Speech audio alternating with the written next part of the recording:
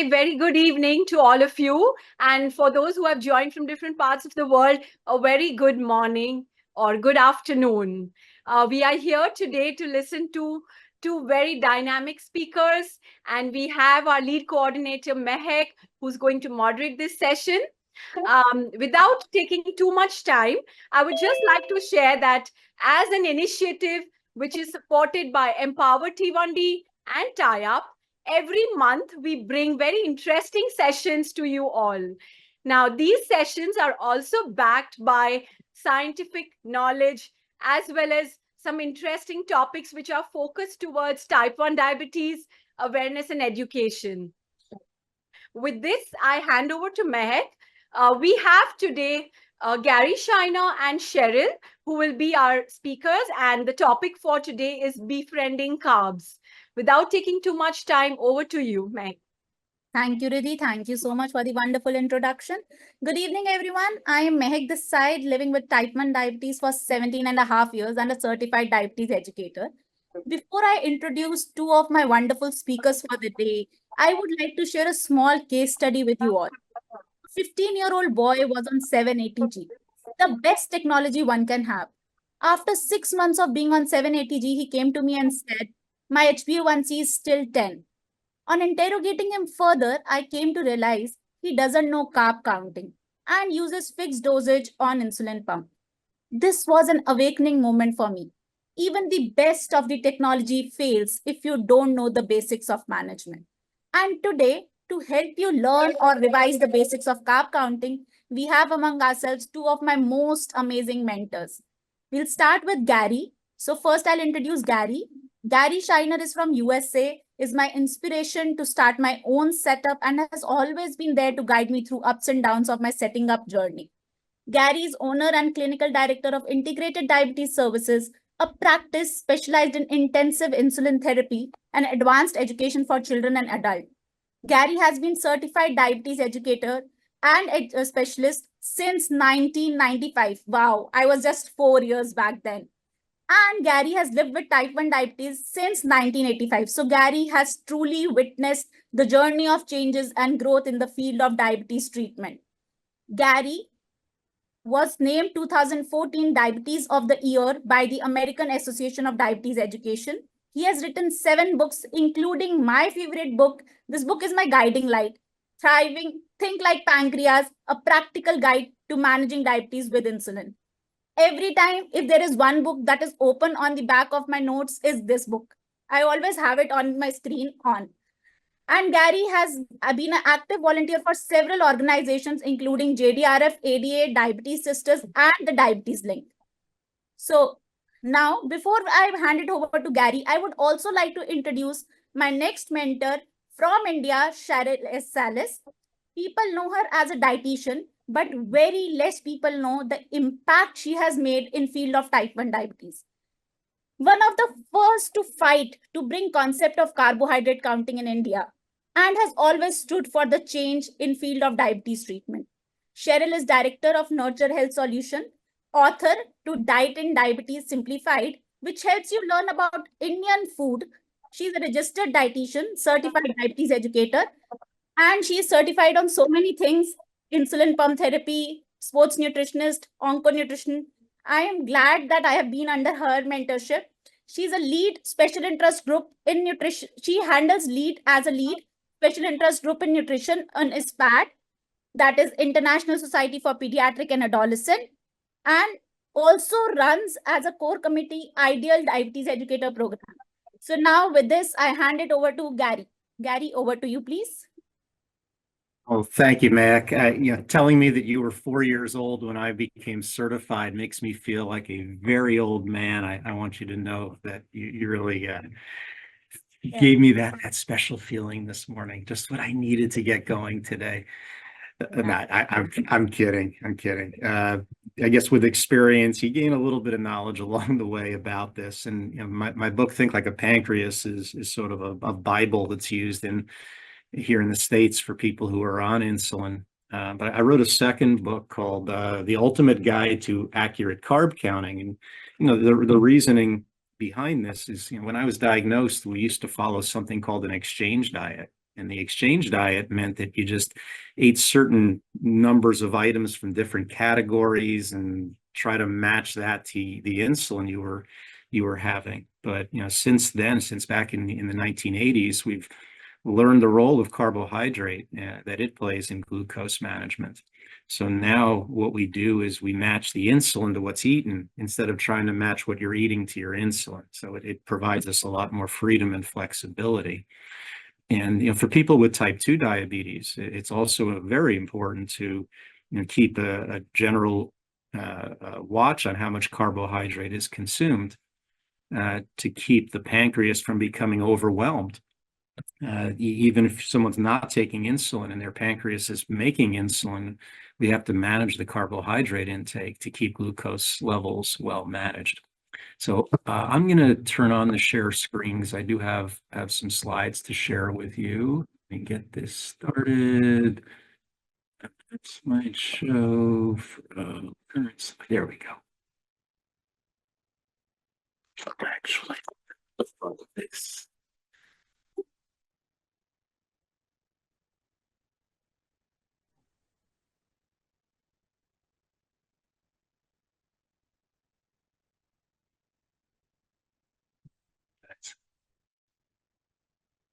We'll get this right.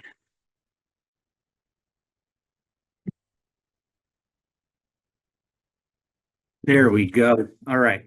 So this is a character from one of my kids' favorite movies, Buzz Lightyear, carb counting and beyond. I wanted to get a little bit beyond just carbohydrate and discuss some of the other factors in our diets that affect glucose levels.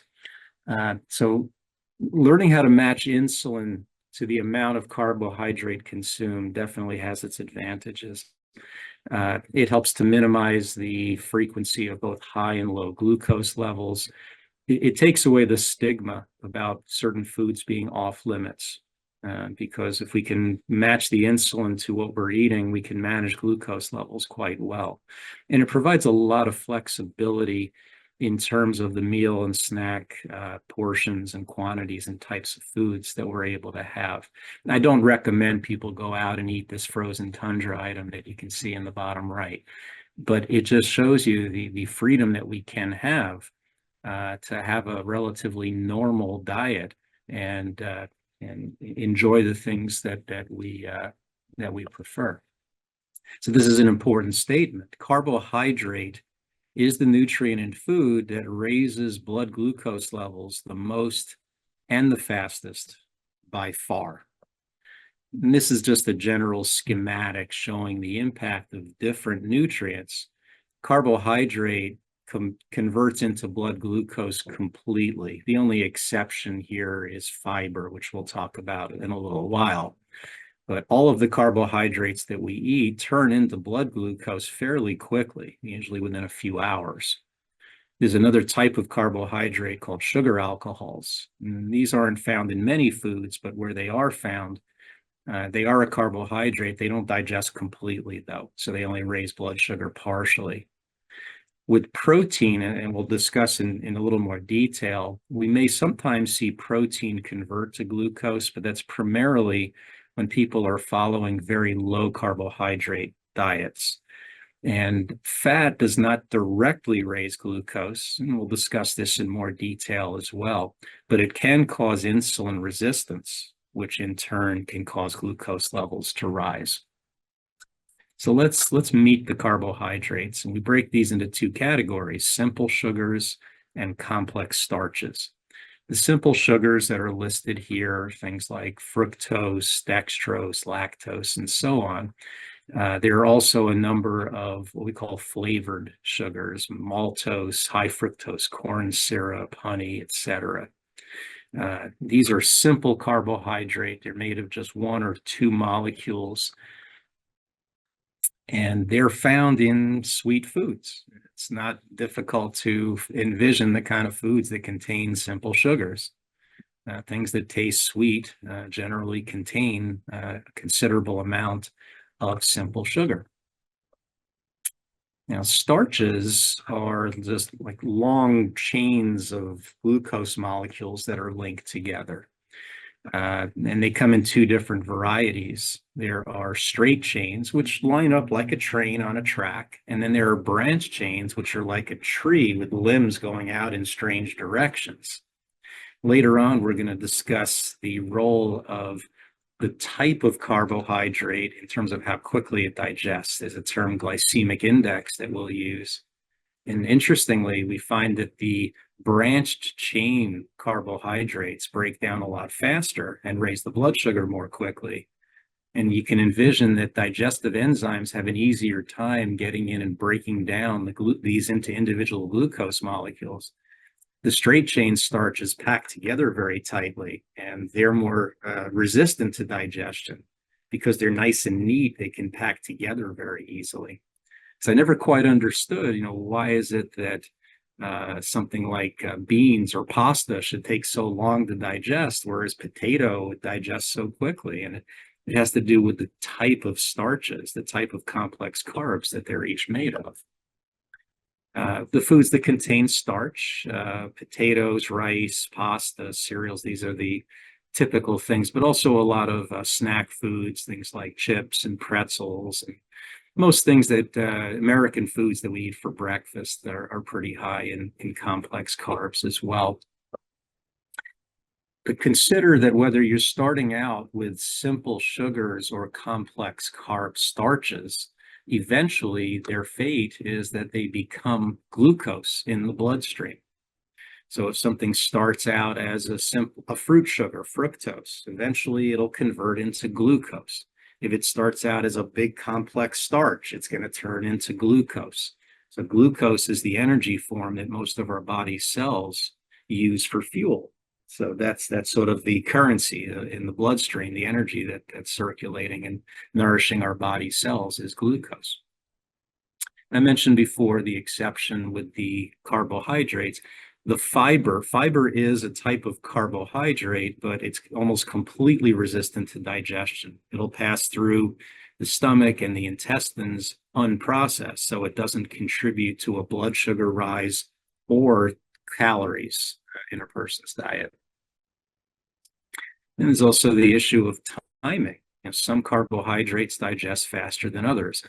That's where this term glycemic index came from. And this concept was developed by some researchers in Australia many years ago. They've refined it quite a bit since then. It's based on the fact that all carbs convert to glucose eventually. The glycemic index score is the percentage of the carb that enter the bloodstream as glucose within 2 hours. So the number associated with glycemic index is the percentage of carb that is in the bloodstream as glucose in 2 hours.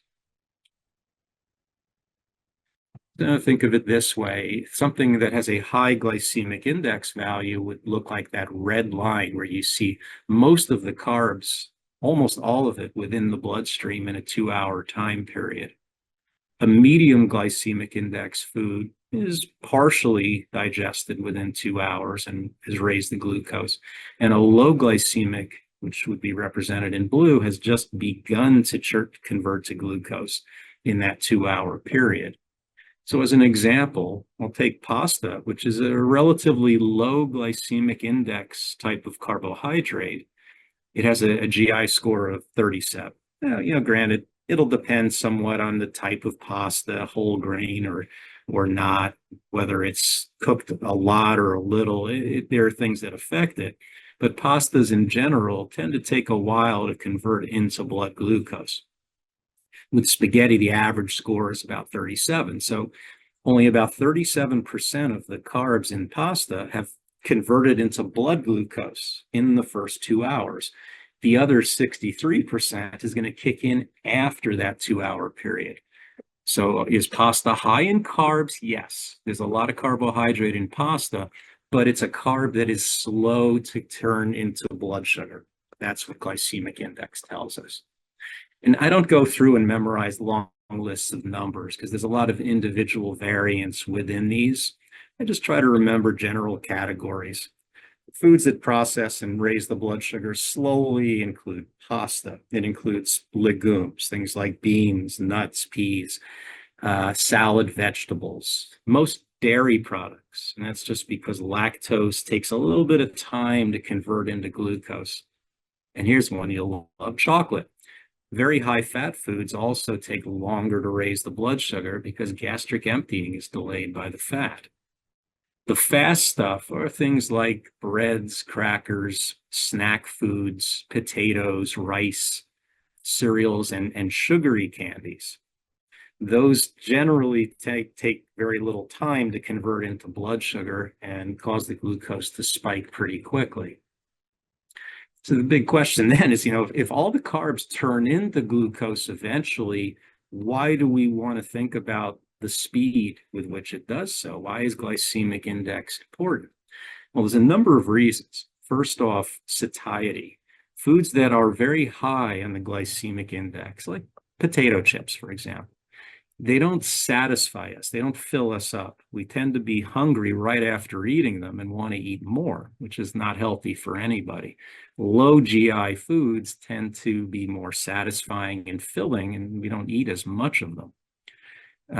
The timing of the insulin matters. With a high glycemic index food, mealtime bolus insulin needs to be given in advance. With slower digesting foods, the insulin may need to be given after the meal to prevent a drop in the glucose. Choosing low GI foods minimizes post-meal glucose spikes. So people who eat cereal at breakfast tend to spike very high. Switching to yogurt or whole fruit in the morning, they tend to do better, berries in particular. When treating low blood sugar, we want to use high glycemic index foods so that the glucose comes up as quickly as possible. During exercise and sports participation, we also use high glycemic index foods because digestion is very slow during exercise. It's also helpful when interpreting insulin on board. Many people who use pumps or even on multiple injections know about this concept. If somebody's glucose is perfectly normal, but they have a few units of insulin still remaining from the last dose they took, they might panic thinking they're going to drop. But if the last thing they ate was still digesting and it was a low GI food, they're likely to not drop. So it helps in interpreting insulin on board. So this is an example of eating something like pizza. Somebody has several slices of pizza, their glucose is going to rise gradually over many hours. That's a pink line, the pink graph. The red dashed line represents the insulin action curve from most rapid acting insulins. And you can see the insulin is peaking long before the food peaks. And that can cause the blood sugar to drop right after eating and then rise a few hours later. So with pumps, we have the option of extending the delivery. If we tell the pump, all right, give the full dose gradually over a couple of hours, now the insulin is actually working a little too late. So, I found this type of bolus with a pump using, it's called a combination bolus, where some of the insulin is given up front, the rest is given over time. We can get an action profile from the insulin that matches the food uptake the closest. So a couple of quiz questions. We don't really have an audience response, so this is hypothetical. But so first question, equal amounts of sugar and starch will raise the blood sugar the same amount. The answer to that is true. It all turns to glucose eventually. Doesn't matter what form it took from the beginning. Second question, fiber raises blood sugar a little bit. That's false. It doesn't. We don't see any rise in glucose levels from the fiber content of food. And third, sugar-free foods made with sugar alcohols don't raise blood sugar levels. And that is false. As I mentioned before, about half the sugar alcohols do convert to glucose. When I was first diagnosed, my family thought they were doing me a favor, buying me all these sugar-free candies that were made with sugar alcohols like sorbitol and mannitol, and blood sugar still went up, and it made me feel a little queasy too. Those tend to cause a lot of bloating. So thinking about the carb counting part, why is the accuracy important? And it's mainly because for anybody taking insulin, we're trying to match the dose of rapid acting insulin to the amount of carbohydrate in the meal. There's a number of methods for quantifying the carbohydrates in food. One is the old-fashioned exchange system. The second is looking at food labels. And the third is using different resources, either printed or online. A fourth is converting the size of a food into grams of carb. And the fifth is converting the weight of a food to grams of carb. And I would say this is going from the least sophisticated to the most sophisticated. So we're going to run through each one briefly. The exchange system was the original method for helping people with diabetes manage their diets. And it was based on certain assumptions that a slice of bread or one starch has about 15 grams of carb. One small piece of fruit has about 15 grams. A cup of milk has 12. A cup of raw vegetables has about 5. And most meats and pure fats don't have any carbohydrate at all. The big challenge with this is knowing how the food item you're eating fits into these categories. So if you're having, let's say, peanut butter, where is that going to go in this? If you're having a banana, does that count as one fruit or two or 1.5? So it's not a very precise method. And it also, to get to the number of carbs, the grams of carb, you actually have to go through a fairly prolonged process to get there. So if you have a bagel that's 4 ounces, that's equal to 4 breads, and that's 60 grams. The margarine is nothing. The OJ is, we call it 15. The milk is, call it 9. You have to add up the carbs anyway. So you might as well have just looked at the grams of carb from the beginning. The nutrition facts labels, and I know these vary a bit from country to country in terms of the content, but in general, most governments require any food manufacturer to certify the accuracy of their food labels. They have to be reviewed by qualified dietitians. They have to be measured in labs and so on. The important information on a food label first is the serving size. What you consider a serving size may not be what the manufacturer thought a serving size was. For many years, a can of soda was considered 2 servings. Most people open a can of soda, they're not going to drink half and save the rest for later. So you have to look at the serving size. The total carbohydrate is the other really important thing, how much carb there is per serving. And then below the carbs, we can usually see if there's any fiber or sugar alcohol. So here's an example, and this is a US label. Again, the Indian label may be a little bit different, but first thing we see is the serving size. In this case, it's half a cup of whatever this food item happens to be. So if you're having a full cup, you got to double everything. Next, we look at the total carbohydrate, and then we see below that, we got 3 grams of fiber. So we would actually deduct the fiber from the total carbohydrate in this case, and figure every half cup has about 10 grams of blood sugar raising carbohydrate. And as I mentioned, the sugar alcohols, these are artificial sweeteners. They usually convert to glucose more slowly than normal carbs do, and they don't convert completely. On average, about half of the sugar alcohols wind up converting into glucose. As I mentioned before, they can cause some water loss and can cause diarrhea, so you got to be careful about eating too much of this stuff. There's a number of good reference books out there. The Calorie King is one of my favorites. This is a pocket-sized, no, it's a big pocket-sized book, but it's also a very, in an app form. And apps are great now. Some of them are free, and you can look up foods very easily in those.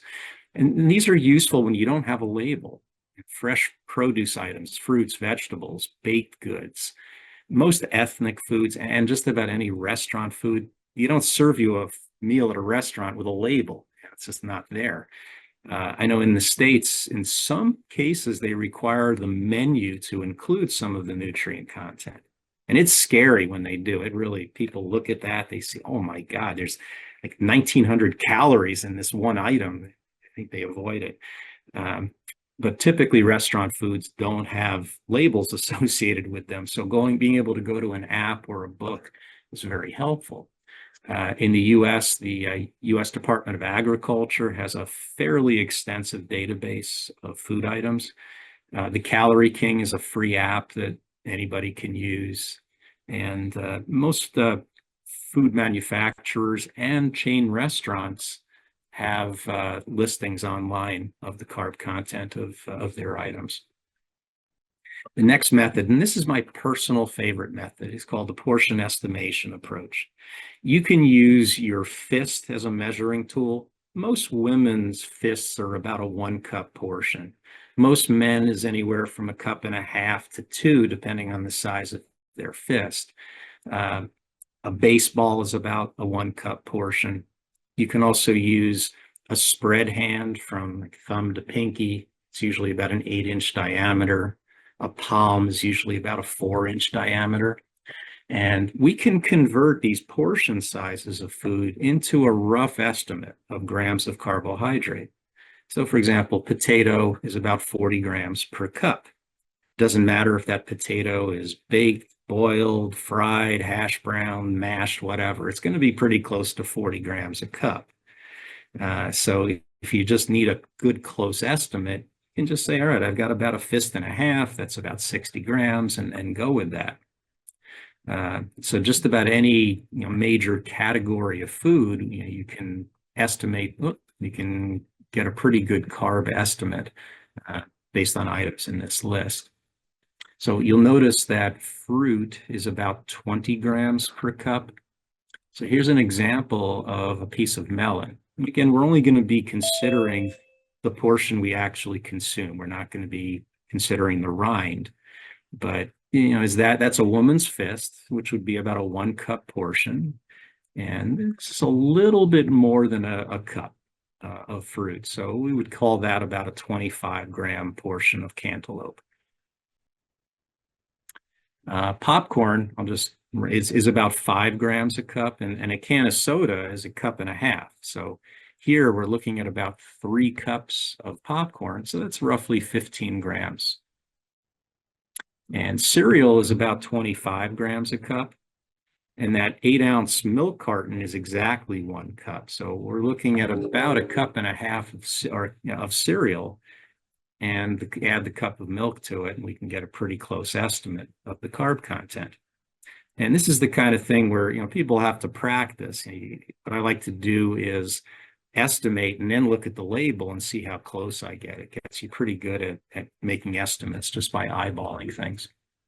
A few other tricks with long sandwiches on long rolls. They're usually about 8 grams per inch. Pizza, the size of an adult's hand, is usually about 30 grams for the size of their hand. Cookies are about 20 grams if it's the size of a palm. And then things that are breaded, if it's small, like the size of a chicken nugget, it's usually around 4 grams. If it's the size of a chicken breast, it's usually about 10 or 12. And chicken tenders probably fall somewhere in the middle, around 8. So remember, pizza is about 30 grams for the size of an adult woman's hand, which we have here. I think that was actually my wife's hand. She helped me with this photo. But if it's 30 grams for the size of a hand, it's pretty close. This might be just slightly bigger than a full hand. So I would consider that to be about a 40-gram slice. The last method for carb counting is using the weight of the food. It's called use of carbohydrate factors. You weigh a food item in grams, and you're only going to weigh the portion you actually eat. So the shell, the rind, the peel, whatever, that doesn't get included in the weight. And then we multiply by its carb factor. The carb factor is nothing more than the percentage of the weight that's made of carbohydrate. Everything else is stuff other than carbohydrate. All right, so you'll notice the banana. What's the mistake there? We're weighing the banana with the peel on. We don't do that. But the other things, the vegetables and so on, we can get pretty good estimates. And these are examples of some carbohydrate factors. I'll point out bagels, because bagels have always been a challenge for me, but about half of a bagel's weight is carbohydrate. And with potato, about 22% of the weight is carbohydrate. So if we have a potato that weighs 300 grams, which is not unusual for a potato, how much carbohydrate would that have? Simply 300 times 0.22. You get our carb count. I tell my patients, when you're home and you're learning carb counting, weigh some things, even if they're labeled, weigh them so you get used to doing this. But don't take scales out with you when you're eating at friends' houses or at restaurants, because that's a little too nerdy. It's embarrassing for the diabetes population. Try it at home, get good at your carb estimation that way. So I always recommend, do this on a regular basis, practice it, and test yourself against the label or test yourself against the weight of the food. Look at it, compare it to your hand, your fist, see how much carb you think it's got, and then get the actual amount. And that's a good way to train yourself to be a better carb counter. Just a few other factors to consider, and we'll wrap up. Dietary fat slows gastric emptying. Food sits in the stomach considerably longer when there's a lot of fat content, and it'll delay the blood sugar rise. So that'll affect the timing of the insulin, not necessarily the amount, but the timing. The other thing that fat can do is cause insulin resistance. It's a cascade of effects, but when there's a lot of fat in a meal, serum triglyceride levels will rise temporarily. When triglycerides rise, the liver becomes resistant to insulin and secretes more glucose than usual. So we get this secondary rise caused by the fat. The fat's not turning to sugar, it's just causing the liver to dump out more glucose than usual. So extra insulin is needed in that 4, 8, 10-hour period after the meal was consumed. Otherwise, you get this delayed blood sugar rise. For people on injections, old-fashioned NPH insulin can actually be useful for that, just a small dose with the meal. But for people on pumps, we'll often do a temporary basal increase to offset the effects of dietary fat. Protein, I mentioned, doesn't really affect glucose levels unless there's very little carbohydrate consumed along with it. So somebody who has eggs and toast in the morning is not going to see much effect from the eggs. It's just the toast. But if they just have a cheese omelet in the morning, now you're going to see an effect. Carbohydrate has a sparing effect on dietary protein. The protein will be used for enzymes, repair, growth, etc. But if you don't have any carbohydrate to provide energy, that protein is going to be sacrificed and burned for energy, or converted to glucose for energy. And we find close to half the protein will do that if there's little to no carbohydrate in a meal. And this is why I personally and on my team, we don't recommend super low carb diets, because it complicates things. Now we got to teach protein gram counting on top of carb counting. And we also find in some cases that if someone consumes very large portions of protein, it will raise the glucose as much as 20 to 25 grams of carb would, even if there's carb consumed with the meal. But you have to get up to really large amounts. 60 grams of protein, that's about a dozen eggs. I don't think too many people are going to do that at one time. And finally, alcohol, another nutrient, but it can affect glucose levels. Keep in mind that many drinks that have alcohol also have carbs in them. Beer, for example, and mixed drinks that are made with juices or sodas, and most frozen drinks have sugars in them. So the carbs in the drinks do need to be accounted for. Alcohol can also have a secondary effect, kind of like fat has this delayed effect, except this is in the opposite direction. Whereas fat will make the liver dump out extra glucose, alcohol makes the liver produce less glucose than usual. So we often see a decline in the blood sugar several hours after drinking. So it's necessary to make adjustments to basal insulin or consuming a snack without coverage to prevent a low blood sugar after drinking. And I'll just finish with one slide. It's important to instruct patients to only count the carbs that they actually consume. And this was my daughter, Jackie, when she was 1. And we took her to a restaurant and discovered she really liked chocolate pudding. We don't know how much actually got into her body, but she loved getting it everywhere she could find. We probably should have washed her off and then weighed her to see how much pudding she actually consumed, but that gets pretty complicated. She's now 25 and she's just embarrassed beyond belief when I show this picture. So I like to show it every chance I get, being a good dad that I am. All right. So I guess we have another presenter, but I can take questions now or towards the end. Thank you so much, Gary. It was wonderful going through all the important pointers. We'll be having panel discussion in the end. And now we'll hand it over to Cheryl. Cheryl, over to you, please. Thank you. Thank you so much, Gary, and it was wonderful. There'll be a bit which I may repeat from your presentation, but I'm going to be speaking more from the Indian context. And I believe there are a lot of people here from India, and Indian food is always very difficult, when it comes to estimating carbs, because every household, we cook food at home most of the time, and every household will cook the same recipe with different ingredients. And therefore, there'll be variations in terms of the nutritional values. So one is befriending the carbs. I love the title to the webinar, because I think in today's times, everybody is scared of carbs. I think, carb has become the new villain. Fat was a villain maybe a couple of decades ago, and suddenly it is the carbs which have become the new villain. And if you look at India, whether it's north, west, south, east, and central India, the START study very clearly showed that 65 to 70% of our calories do come from carbs. And a lot of it now is from refined carbs, because even the rice and the wheat that we're eating is more polished. And therefore, a lot of refined carb consumption. And while we, Indians think that a lot of people down south or in the east of India eat more carbs because they're rice eating population, the START study clearly showed that, whether you come from any part of India, the carb consumption is more or less similar. And in fact, central India eats more carbs, which was quite a revelation.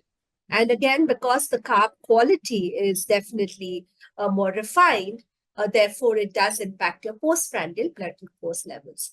Now, in my 24 years of practice, I've never experienced so many people that I'm experiencing today who come to me and say, plan a low carb diet. Even for their children, because they want that straight, flat line on the CGM. And most often we get requests at only 20 grams carbs or only 50 grams carbs. So there's a huge, kind of a demand, so to say.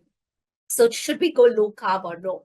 So while, we spoke about India eating 65 to 70% of calories coming from carb, again, going on a very low carb, especially like a ketogenic diet, it just means eating 15 to 20 grams of carbs, through the day, and at the max, maybe 50 grams of carbs, which again, if you look at the guidelines, as of today, the guidelines definitely do not advocate a low carb diet, especially for children, because there could be many, one is it's not sustainable. That's something that I have seen in my practice. We're definitely removing the joy of eating and living from the children's life. And honestly, even in our clinical practice, we've seen that if you moderate the carbs and focus on the quality of carbs, you're able to achieve good time and range and very good glycemic control. So, growth failure, eating disorders, we're definitely seeing an impact on the hemoglobin levels. And I think more in terms of, depriving the child of, being with their peers and enjoying what they eat. So at least in our clinic, and I'm sure a lot of people that I'm associated with in terms of healthcare professionals, endocrinologists, we all believe that I think it's important to moderate the carbs, look at the quality of carbs, so definitely not go very, very low on carbs because it's not sustainable.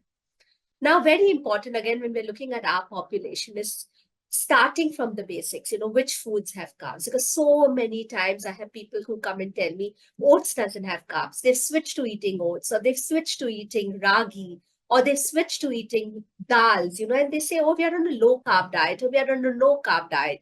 And then we have to tell them that, if you're eating lentils or pulses, then 30 grams of a raw pulse will give you 15 grams of carbs.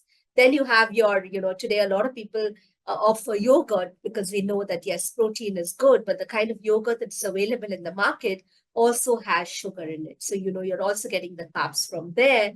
Milk does have carbs, and so does all your simple sugar. So again, very important is starting from the basic in terms of which foods have carbs and which foods do not have carbs.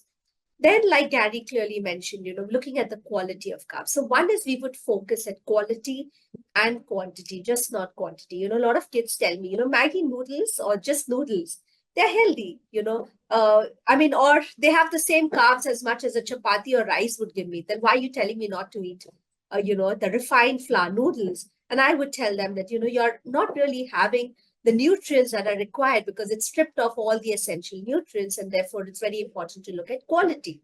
Again, adjusting, like Gary rightly said, in the past, we used to feed for the insulin because we were always scared of hypoglycemia. But today, with the modern insulins that have come in, with the rapid and the short-acting insulins, we definitely now can adjust insulin basis the carbs that one needs. So that definitely gives them more flexibility and prevents the glycemic variability that we definitely do not want to see.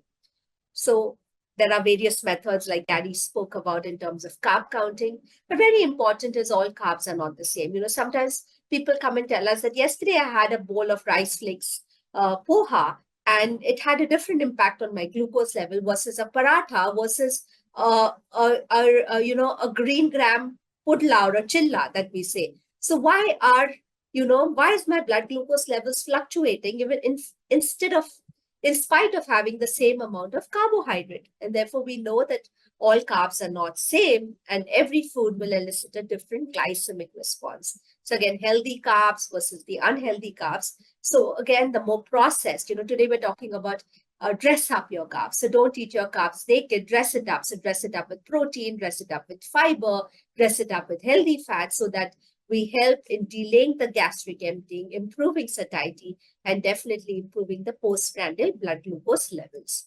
Now, this is very important. When we are focusing on fiber, again, 9 out of 10 Indians are deficient in our fiber consumption. And therefore, very important is to look at fiber.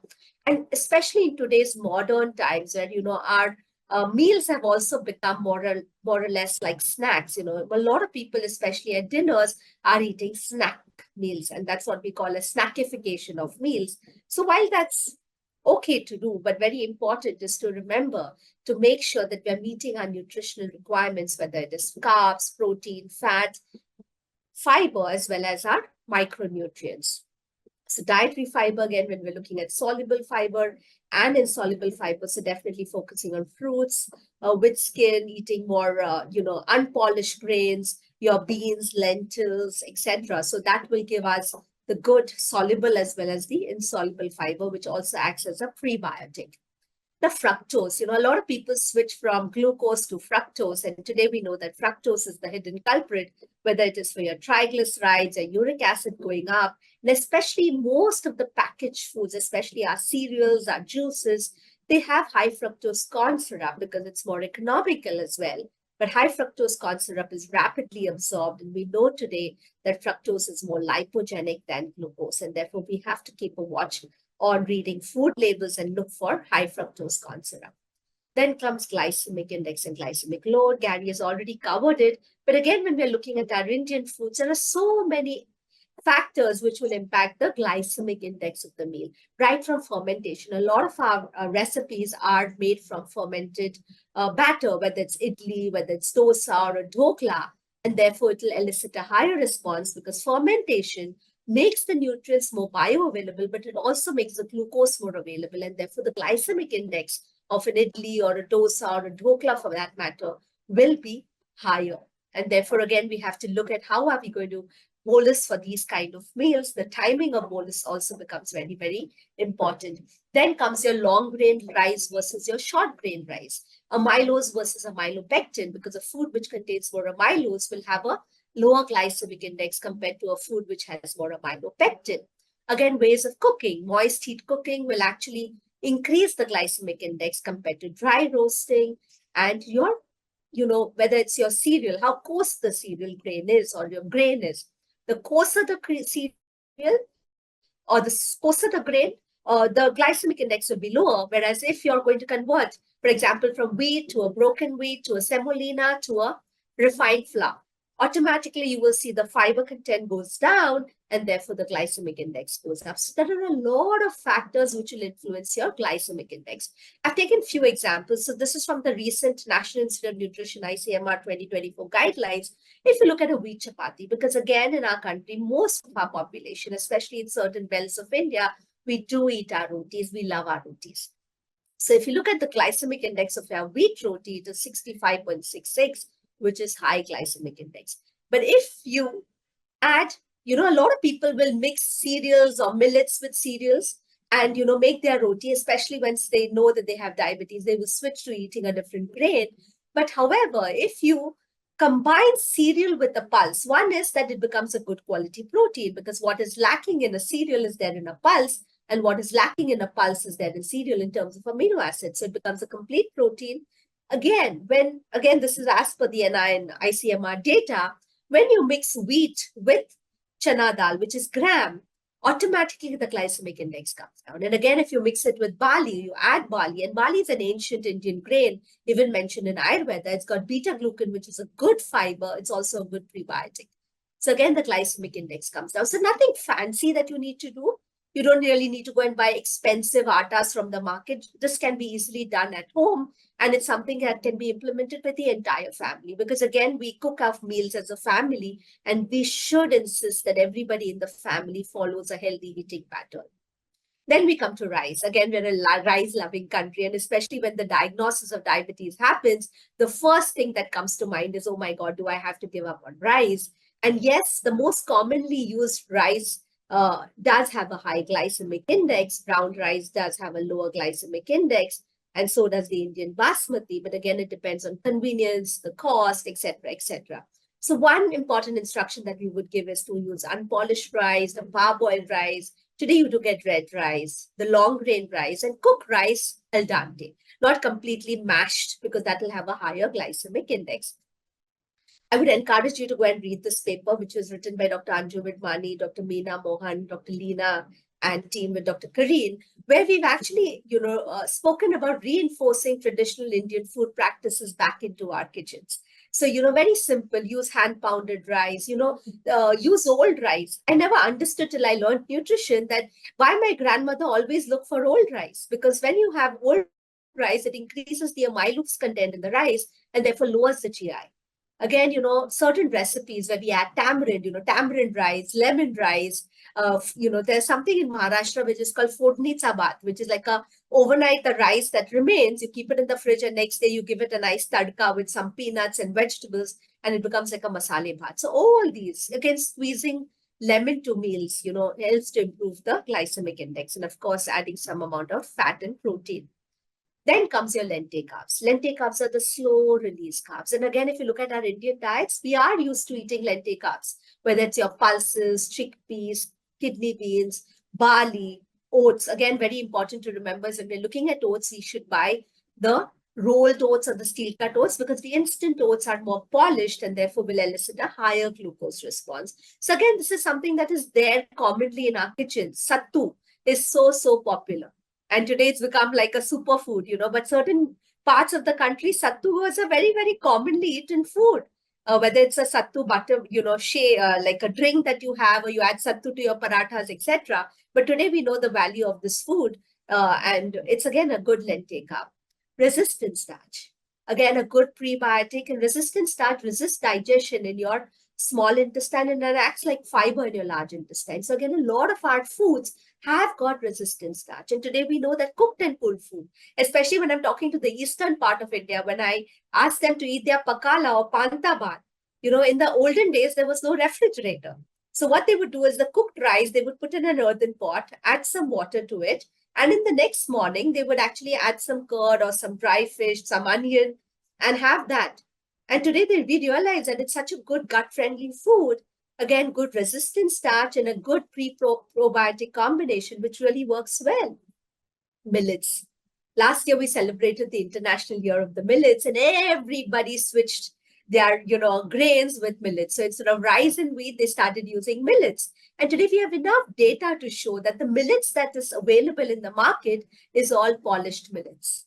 And this is from Dr. Mohan's study, whether it's a jawar roti or a ragi roti. And ragi was considered to be a superfood when it comes to diabetes. But today we know that the ragi that is available in the market has a high glycemic index and does elicit a high glycemic response, especially the porridge that people have. And, no wonder, when our patients and, when they have the ragi idli, they see that there's a huge spike in glucose after having a ragi porridge or a ragi idli. And they wonder why. I ate ragi, it's so healthy, because we have this notion that anything brown is supposed to be good for diabetes. So whether it's ragi, whether it's brown bread, whether it is brown sugar, anything brown is supposed to be good for diabetes. But then we know that it does elicit a higher glycemic response. So again, we have a lot of millets which are available, which not many people know about. So again, looking at millets which have got more fiber content, again, very important to note here is that when we are substituting our grains with millets do have a lot of anti-nutritional properties as well. Some of the millets have goitrogens. So they have to be cooked, they have to be soaked, and they have to be, they could undergo fermentation, but that's the way to destroy the anti-nutritional properties. But there is barnyard millet, there's proso, there's foxtail, so many different good millets available in the market, which is again economical.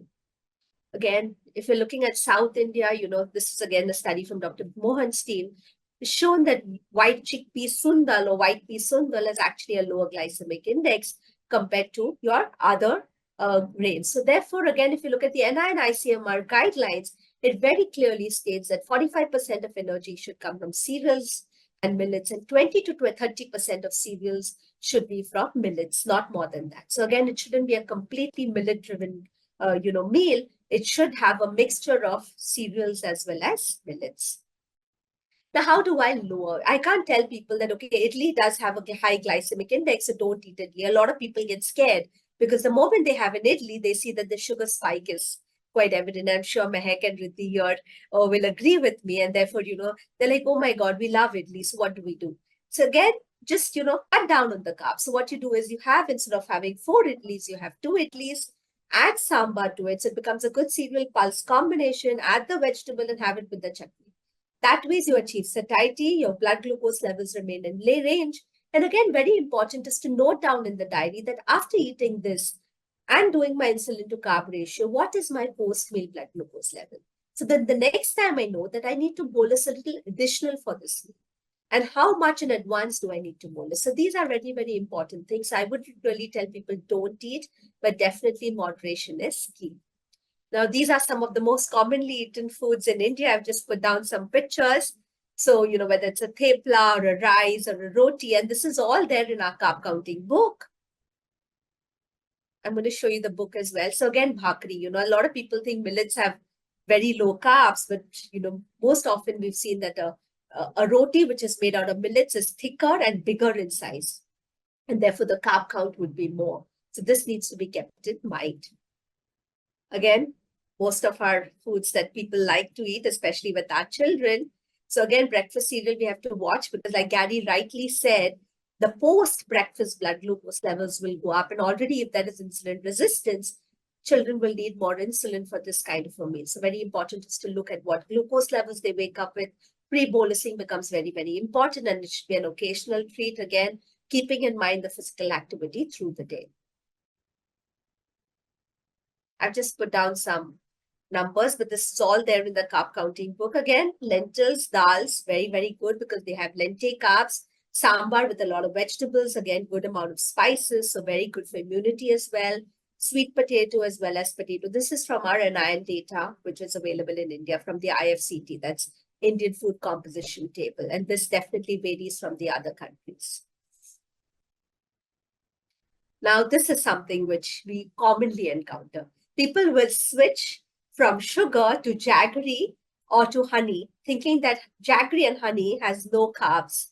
And this is something that we commonly see. In fact, now the festival season will begin, and we've seen that people gift these sugar-free sweets. And if you look at the amount of carbs, it's the same. The amount of calories is the same. So therefore, very important. If they're replacing jaggery for sugar, they have to count the carbs, and it's more or less similar.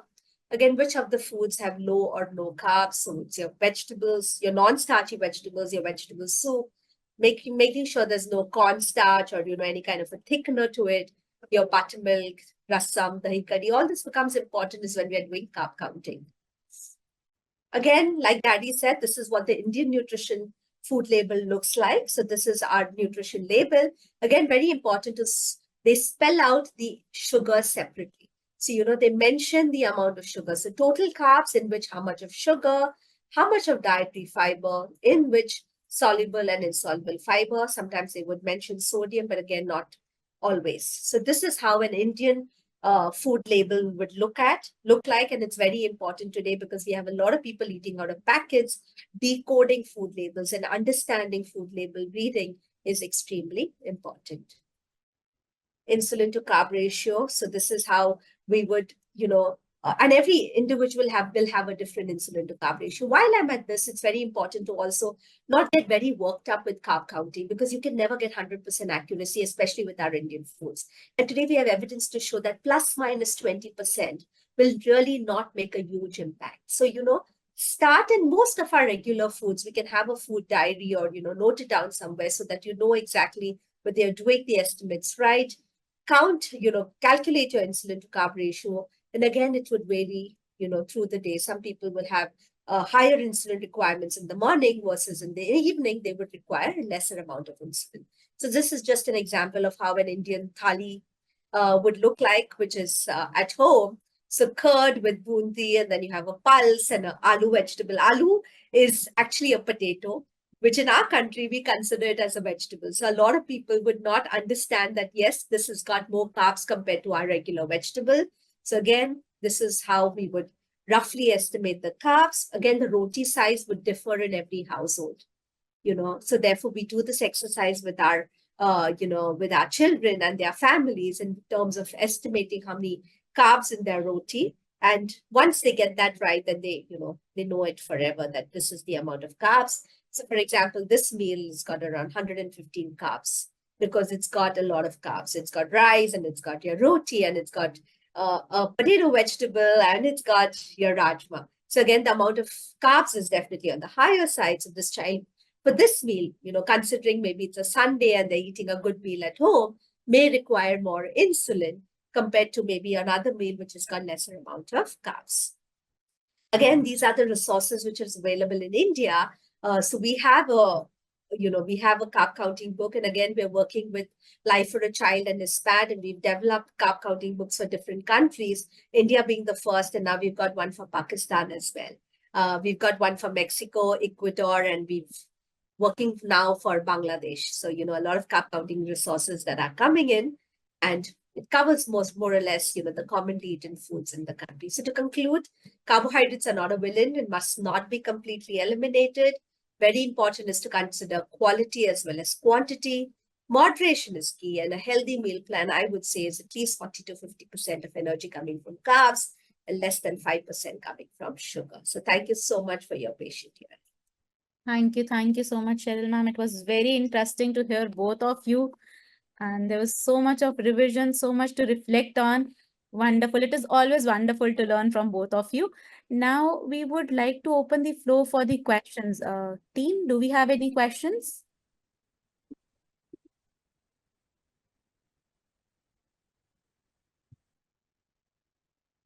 Till team is bringing the questions. Panelists, anybody on the panel has any question, or you would want me to start?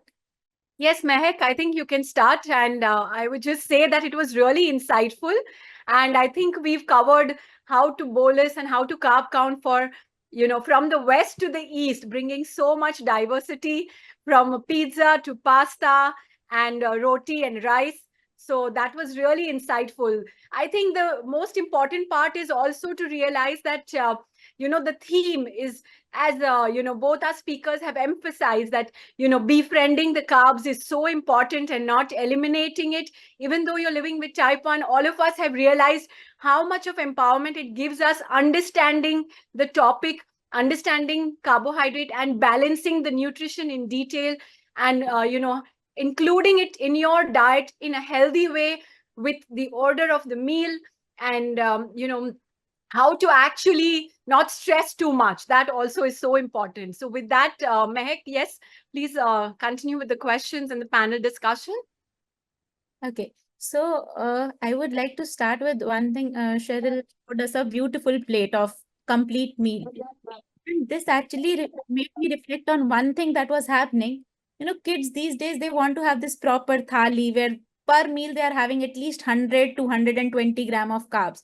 So is there any upper limit of carb per meal which we should practice, or we should let them have that much I per? think again, Mehak, very important is obviously it is going to be customized depending on the child's requirements, right? It's not a one size fits all. Because there are certain children who are in their growth and development phase, they require more calories, and of course we will. But again, looking at quality of carbs is very, very important, because a lot of children would eat this, like especially if you go and if you see the kind of meals that they eat. One is we have to look at why are they eating too much? Why are they hungry all the time? Are they taking too much insulin? Because most often, if they're not doing their insulin to, they're bolusing right, they could be taking more insulin, and that's why they're more hungry. So we Right. have to look at a lot of factors. It's not like just that. But of course, we wouldn't get, we would look at, why are they really hungry? And then decide as to how much is the carb. But of course, I wouldn't advise them to go outside and eat like those double-sized burgers, and with that fries and Coke just because it's available free of cost. I think there's a lot that we would look at, and definitely we would give them a budget for carbs per meal. That's what we would do. So what we would do in our clinic is basically decide how many calories they need through the day, how much carbs are we giving, and tell them, okay, this is what is for breakfast, this is what for lunch, and this is for dinner. And once in a way, when they want, they're more hungry or they're having an extra activity, then definitely if they want to take extra, then this is, how they could bolus extra. So this is what we would do. But it's not a one size fits all. Yes, definitely. Thank you so much. Gary, do you practice any particular recommendation of carbs per meal in your place? Cheryl said it does need to be based on the individual, age, size, gender, and a big one is activity level. Athletes do need a decent amount of carbohydrate to cover their energy needs and keep their lean body mass intact. If they're not consuming enough calories, they're going to start sacrificing muscle mass. So it's a very individualized type of thing. And I encourage everybody with diabetes to work with a good dietitian who also understands diabetes thoroughly. But the quality of the carbs is an important consideration. I don't like to put limits and restrictions on people, because as soon as you do that, they're going to want them. If you tell somebody you can't eat blue food, all they're going to want to do is eat blue food. I mean, you just make up something like that. So making a list of forbidden foods is not the way to go, or telling people they can't eat certain things is not the way to go. Giving them some reasonable guidelines to follow is a better approach. Right. Very nice. Thank you so much, Gary. So next question is to you. Why is insulin surge more during the morning hours than evening hours? In the morning hours, the body's producing counter-regulatory hormones that it's part of what we call the dawn phenomenon. It creates some insulin resistance. So insulin needs are greater in the morning generally. Food also digests much more quickly when we're coming off of a fast. So it's a double whammy in the morning of food hitting too quickly, insulin is sluggish to work, and glucose levels tend to spike after breakfast more so than at other meals. Right. Thank you. So yeah, very important thing is to know that there are counter-regulatory hormones in the morning. That's why there is more surge of sugars in the morning. Okay, next question is, somebody has asked for carb list or food portion list. I would recommend, please pick up book by Cheryl. She has wonderful carb counting book on India, and Gary's book on Ultimate Guide to Carb Counting. These books are very good. Please pick them up. These books are available on Amazon. Also, Cheryl's book is available on Ideal's website and Spad's website, which you can download, which has all Indian food there. The next question is more specific to kids, which I would like both of you to pitch in. how to manage kids' snack time at school without insulin and give them food to satisfy hunger. Cheryl, you would like to go first? See, one is, Mehak, I know a lot of parents will ask us that, but honestly, I would not encourage them to go for these very low carb options because, again, the children feel very deprived.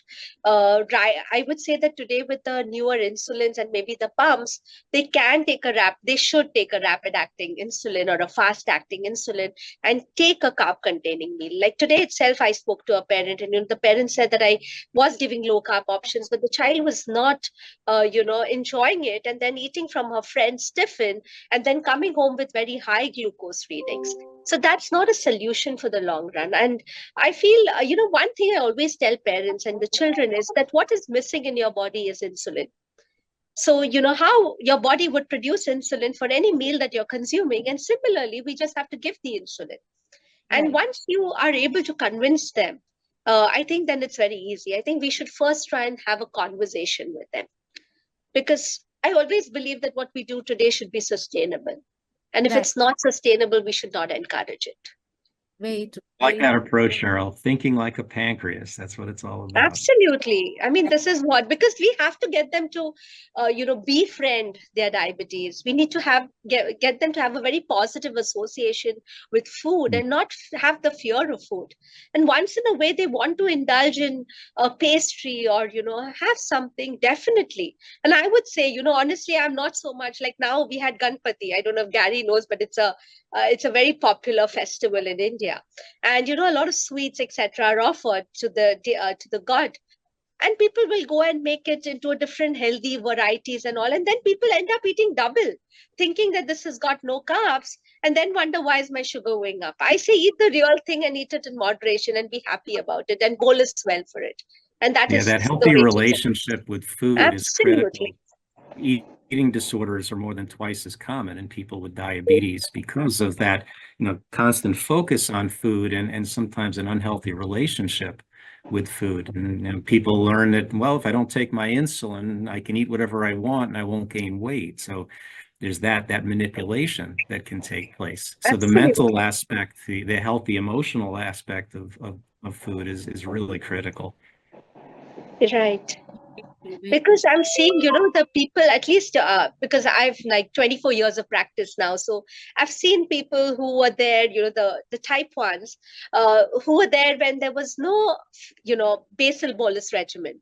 And again, there's been so much of restriction on them that the moment they become teenagers and adolescents, they become rebels. And then they'll eat, and their glucose levels are all over. It's because they've not developed that healthy relationship with food. Very true. Very true. Okay. Next question it's for you, Gary. But meanwhile, I would also like to invite Banshi sir. Banshi sir is here. If he can come on camera till Gary is answering the question. Next question is carb counting okay or required even in type 2 diabetes? You were breaking up. Can you repeat that, please? Is carb counting required in type 2 diabetes? I mean, it's not required, but it's certainly helpful because everybody with type 2 needs to manage their carb intake so that their glucose stays within a healthy range. You're going to push the boundaries, obviously, but if you go above that, you're going to run into problems. Whether someone with type 2 is only using oral meds or just managing with lifestyle, they do need to manage the quantity of carbohydrate they consume. And, it's ironic, though, people with type 1 have more freedom and flexibility with what they eat because they can adjust their insulin dose for it. People with type 2, they're somewhat more restricted.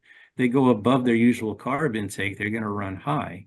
So in some sense, type 2 is even a little more challenging to live with than type 1 is. I agree with Gary. I think carb counting all of us need to do, especially in a country like India. We need to watch our carbs. So quality and quantity both are important. Very true. Very true. Next question is it possible to do carb counting if a type 1 diabetes is a 2-year-old child? Absolutely. Why not? Yeah. Everybody, Yeah, I mean, sometimes you have to play with the timing of the insulin, and you have to wait and see what's consumed before dosing. I teach parents to make a down payment on meals that, yeah, if you know they're going to eat at least 15 or 20 grams, dose for that in advance and then cover the balance after you see what was actually consumed.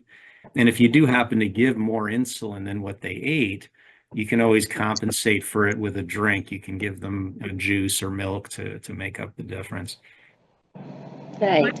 Especially because they will take longer to eat as well. So if you do all the bolusing up front, then they can go hypo during the meal. So that is something we need to look at. And today you do have 0.5 pens which are available, so that would be better because sometimes even 1 unit is too much for these kids. Unfortunately, we do not have them very easily available with some brands, but consider that the smaller the individual, the more every gram of carb is going to raise the glucose. So in very young children, accurate carb counting becomes more important. A child that weighs 20 kilos perhaps, we might see a really significant rise from just a few grams of carb. A full-grown adult might see a very small rise from that same amount. So the accuracy is more applicable in younger kids and smaller children. I agree with Gary because again, the mid-meal snacks, sometimes we don't really bolus for them, but for very small kids, 15 grams carbs will become a high carb meal actually. It'll spike up the glucose. So again, it's very, very individualized depending on the age group. Right. And I know Gary's team has a pediatric handling, which is I think done by Catherine, right, Gary? Yes. Yeah, it's mostly dealing with the parents who can be more than challenging sometimes.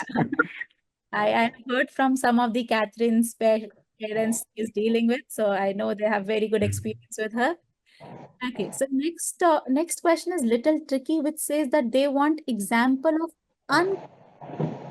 unstarched recipe for hypoglycemia management. I think they meant. I think the question is confusing, but I will just add on for hypoglycemia management. Gary emphasized to use high glycemic carbs only. There is no starch to be used for hypoglycemia management. I think both of you, if any one of you would like to. I think what they're talking about, Mehek, could be cornstarch. A lot of people use cornstarch, especially in certain conditions. So maybe they're talking about cornstarch, but in hypoglycemia, when it comes to type 1, they could use regular glucose. That would be the first option, so glucose. And if nothing is available, then yes, other options. You get hypotabs today, or, you get your glucotabs, which are available, but definitely no mithai, no sweets, no chocolates, no ice creams. These are things that you should not definitely, because they've got more fat. So fat will not release the glucose immediately. When in a hypoglycemic situation, you need something which is going to rise the glucose levels immediately. But again, a lot of children would, they like hypoglycemia, so to say, is because they know that this is the time they can indulge in their treat. So you have to be very particular as to what you're giving them to treat hypoglycemia. Very true, very true. Thank you so much, ma'am. And now I would like to invite Banshi sir to come and say a few words. Banshi sir, are you there?